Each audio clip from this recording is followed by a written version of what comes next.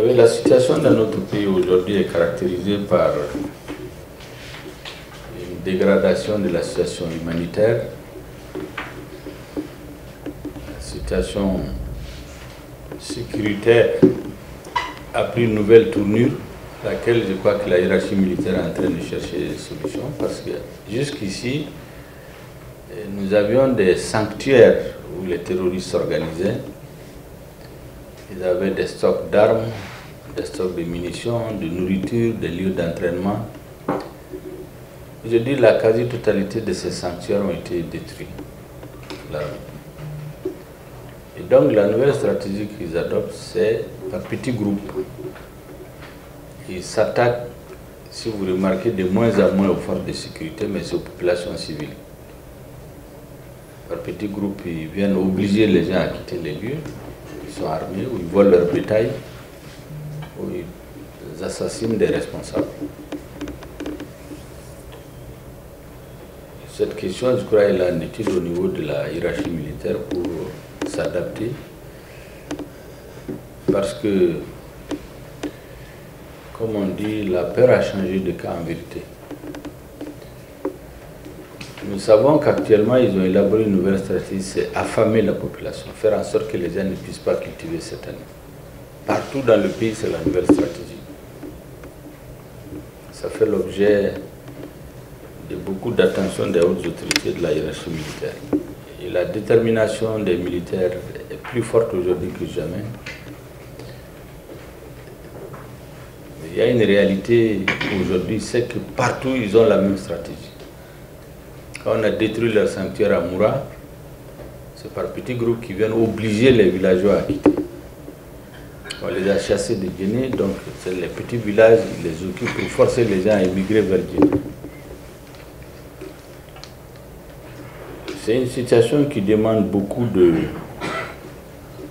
patience, parce que je suis certain qu'on va trouver une solution à cela aussi.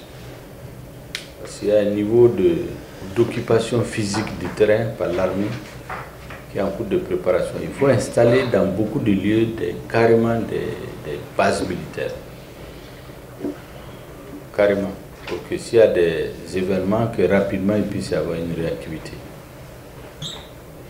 Nous voulons dans un proche avenir pratiquement que toutes les préfectures soient occupées, que le retour de l'administration soit réel, les services sociaux de base réels, notamment l'école et la santé.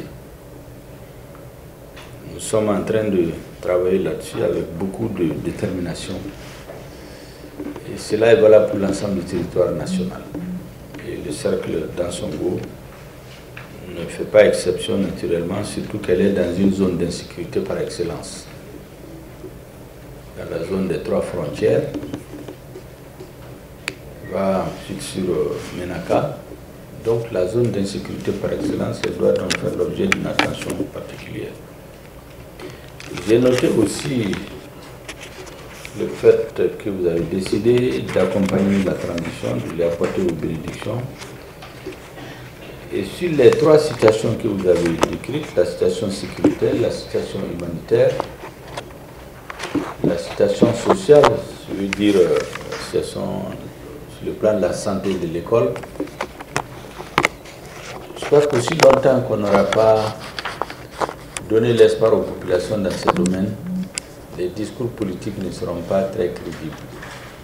Au début, nous disions qu'il fallait inverser le rapport des forces militaires sur le terrain. Ça a été fait dans une certaine mesure. Il faut maintenant arriver à imposer plus de sécurité et faire retourner les services sociaux de base de l'administration. Ce n'est qu'en ce moment que le message politique pourra être encore plus crédible et audible. La plupart des localités posent après les mêmes problèmes. Ce que j'ai conseillé dans les dernières rencontres, je vais vous le conseiller, c'est de me faire un mémorandum où seront retracés tout ce que vous venez de dire. Vous travaillez déjà là-dessus. D'autres n'avaient pas une vision comme la vôtre où c'est déjà structuré. Je leur ai demandé de faire ce mémorandum. L'avantage des mémorandums, c'est quoi? C'est qu'en plus des rencontres sectorielles que vous faites avec les différents ministres, convoquerait des réunions avec l'ensemble du gouvernement sur des dossiers spécifiques. On prend par exemple en Songo, on regarde sur le plan de la santé, qu'est-ce qui peut être fait? Que la situation de l'école,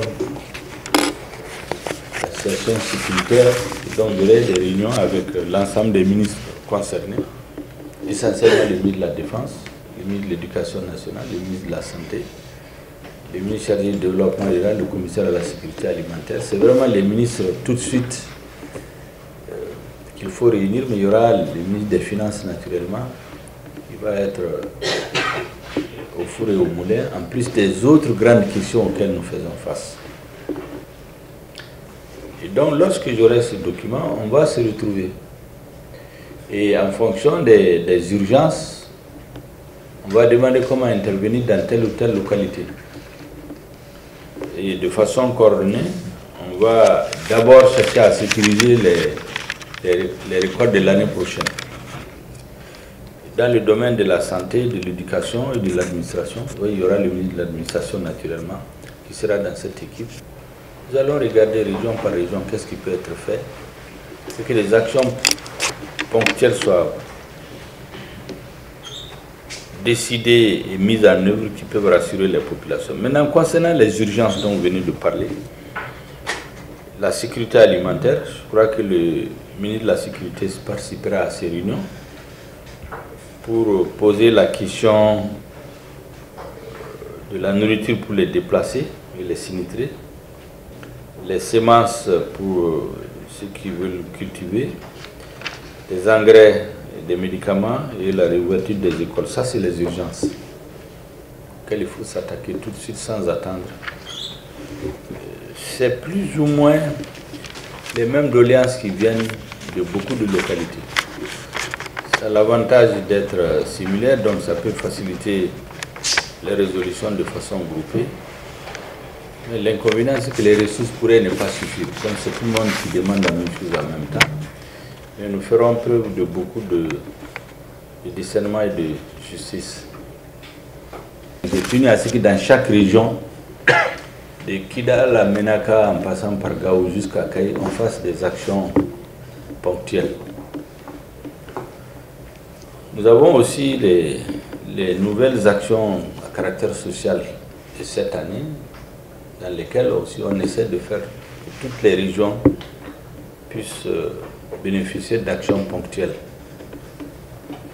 Et naturellement, le cercle d'Ansongo aura le même traitement que toutes les autres régions. Autrement dit, on verra ce qui est prioritaire et ce qui peut être fait. Ça, c'est vraiment sur le plan des urgences. Maintenant, le mémorandum que vous allez nous envoyer, comme toutes les autres, nous allons faire un dossier complet. Les choses qui vont relever directement du président de la transition, je le verrai pour qu'il voit les actions qu'il peut faire directement, il peut donner des instructions pour les faire. Ce qui peut être fait dans le cadre du travail gouvernemental, de façon générale, on va le faire. C'est d'autant plus important pour moi-même que beaucoup ne comprennent pas d'ailleurs, même si je m'efforce à leur dire que le Premier ministre est le Premier ministre de tous les Maliens. Il y en a qui disent qu'ils ne comprennent pas que le cercle d'origine du Premier ministre même n'est pas sécurisé. Il est vrai que ça, c'est le sentiment des uns et des autres, mais le Premier ministre, malheureusement, il est là pour, je dis malheureusement, heureusement, il est là pour toutes les régions. Par exemple, il y a les gens de Gao qui se plaignent, ils disent que je suis allé dans beaucoup de régions, mais je ne suis pas encore allé à Gao. Je leur dis, c'est précisément parce que je suis de Gao que je ne dois pas me précipiter pour y aller. Il faut aller dans les autres régions d'abord, poser des actions, et lorsque nous devons aller à Gao, il faudrait qu'il y ait des réalisations concrètes qui justifient la présence du Premier ministre. Que ça ne soit pas juste une fête, le Premier ministre est allé, on l'a reçu, tout le monde a applaudi et puis il est revenu. Il faut par exemple réaliser des choses concrètes, qu'il y ait des événements importants qui justifient que le Premier ministre se déplace ou le président pour aller dans la région. Nous sommes en train de préparer cela aussi. Je ne voudrais pas donner des dates, mais je sais que mes équipes sont en train de travailler là-dessus. C'est pour toute la région d'une façon générale. Monsieur le Président, c'est ce que je voulais dire en réponse à votre exposé assez instructif. Il y a beaucoup de choses qu'on savait. Mais vraiment, ce que vous avez dit est beaucoup plus détaillé. Et lorsqu'on aura ce mémorandum, je crois que ça peut servir de guide pour le travail, le gouvernement même dans son travail. Parce que quand ça vient des populations elles-mêmes, surtout c'est des cadres de haut niveau qui conçoivent ça, c'est pratiquement les mêmes personnes à quelques nuances près qui font le travail pour le gouvernement. Sauf que cette fois-ci, c'est des gens qui parlent des choses qu'ils vivent avec les parents tous les jours. Donc nous-mêmes, ça va nous aider dans le travail. Et ça va permettre de faire ce qui est vraiment prioritaire, ce qui est urgent pour les populations tout de suite. J'attends donc avec beaucoup d'impatience ce document. Pour le reste, vous voyez la situation sécuritaire et géopolitique dans laquelle nous sommes. Nous sommes retrouvés dans une situation en quelque sorte seul contre tous. Même si personne ne nous fait la guerre, mais notre situation est extrêmement difficile. Mais au total, quand vous regardez, du point de vue sécuritaire, beaucoup pensent que chez nous ça va mieux. Mais je dois dire qu'aujourd'hui, les Maliens ont de l'espoir. Il y a quelque temps, on se demandait quand est-ce qu'on va nous en sortir. Aujourd'hui, je pense de plus en plus de gens croient qu'on va s'en sortir. Et moi, personnellement, je pense qu'on doit pouvoir nous en sortir. Ce que nous avons démontré en 2021, les actes politiques forts, diplomatiques, stratégiques qui ont été posés par le gouvernement, il y a un an, c'était difficile d'imaginer que ça c'est possible. Mais on l'a fait aussi parce qu'on s'est dit qu'on a le soutien de la population. C'est la principale force du gouvernement, c'est le soutien de la population. Tout ce qu'on entend dire, c'est parce que le 14 janvier, la population était sortie. Et ça, c'est les Maliens, la résilience des Maliens. Ils ont accepté beaucoup de sacrifices. Ils se sont mobilisés.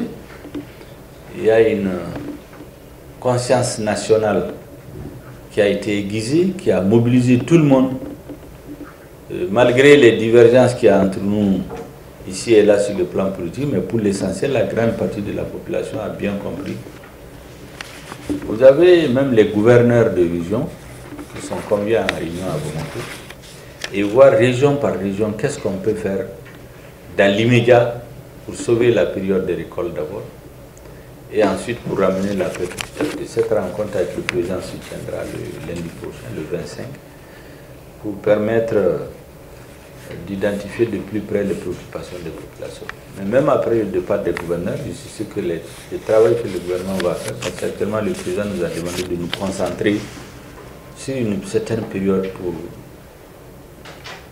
nous assurer les populations qu'on pourrait les sécuriser pour faire les activités agricoles pendant cette période-là. Et la deuxième chose, c'est d'être auprès des populations pour les aider. C'est là où vous parlez des semences, des médicaments, des nourritures, des engrais pour aider les populations à pouvoir tenir.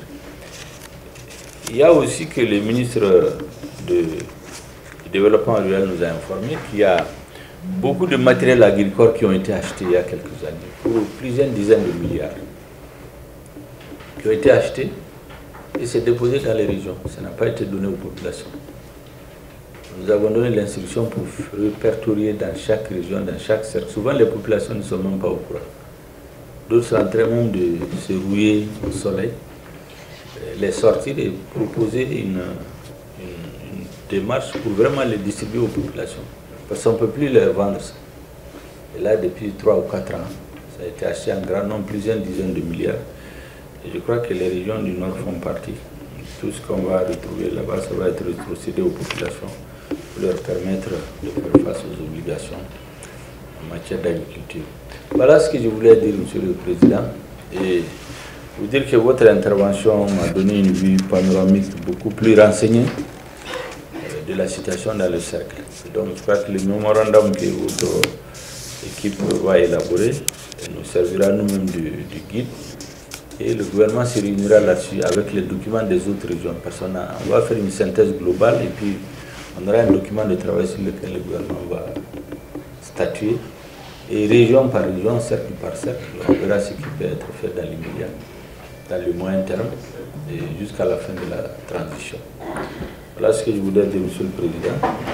Remercier tout le monde d'avoir fait massivement le déplacement, c'est aussi une manque de considération, parce que vous auriez pu envoyer une petite délégation d'une dizaine de personnes, venir présenter vos doléances. Mais si tout le monde s'est déplacé en grand nombre pour venir, sachant que ce n'est pas pour donner la parole à tout le monde, je pense que c'est aussi une marque de considération qui nous fait chaud au cœur. Et ça nous renforce dans notre détermination, notre conviction que nous n'avons pas d'autre choix que de réussir. Réussir cette transition. Et je pense qu'avec la documentation que vous allez nous donner, la réflexion, les ressortissants dans Songo aussi pourront désormais, comme on dit, se taper la poitrine pour dire comment on inscrivait les nouvelles pages du Mali refondé. Eux aussi, ils étaient là. Ils sont venus avec leurs idées. Ils sont venus apporter des idées au gouvernement, l'aider à trouver des solutions. Certainement que les moyens nécessaires, les moyens financiers aujourd'hui, si on les mettait à votre disposition, la capacité de conception et d'organisation ne vous manque pas. Et donc, je voudrais vous remercier de votre disponibilité et vous dire que les portes sont largement ouvertes. N'hésitez pas, vos conseils seront toujours les bienvenus, en tout cas pour moi. Ça permet non seulement de nous orienter, nous guider, mais je pense que quand ça vient de vous, je dois les prendre avec les deux mains. Ce n'est que pour le bien de la réussite de la mission que le président a bien voulu me confier. Merci, Monsieur le Président.